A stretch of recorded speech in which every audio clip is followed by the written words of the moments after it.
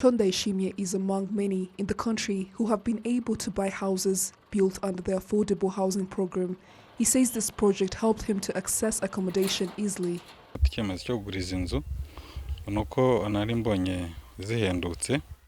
The reason why I decided to buy these houses is because they are cheap.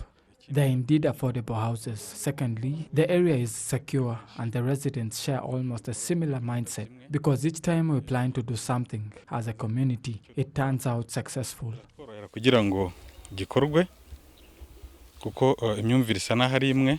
On one hand, those who haven't bought accommodations are requesting financial institutions to reduce the interest rate on loans, as it is currently at 11%.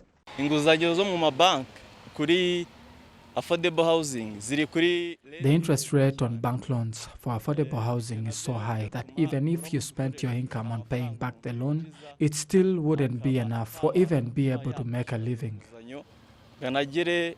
As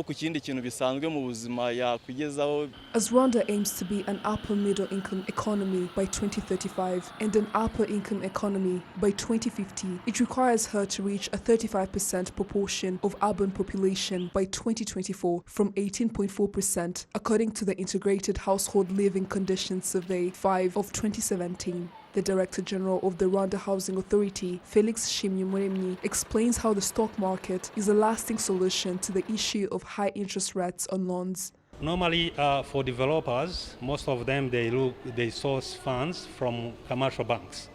But if you try to see the interest rates that they are being charged by those banks, it's really extremely high. So there should be other alternative ways of mobilizing funds, like looking for capital markets, just instead of relying on banks, just to make a good design of your project, you market it, and then if people really believe it's profitable, you can present it to the capital market, and people can buy shares. By buying shares, you can mobilize funds to implement your project. And in the end, if the project goes successful, whatever comes in as a profit, it will be shared through it will be divided through shareholders.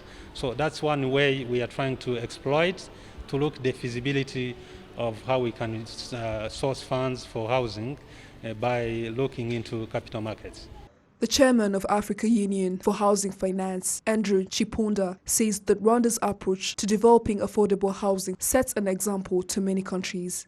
We've seen what Rwanda as a country is doing, which is very impressive, which many countries would like to emulate. The work of RHA, the provision of infrastructure subsidy, how the slum upgrading is taking place here in Rwanda. So those things are very important because, as you know, our biggest problem is dealing with the lack of decent quality housing in the whole of Africa.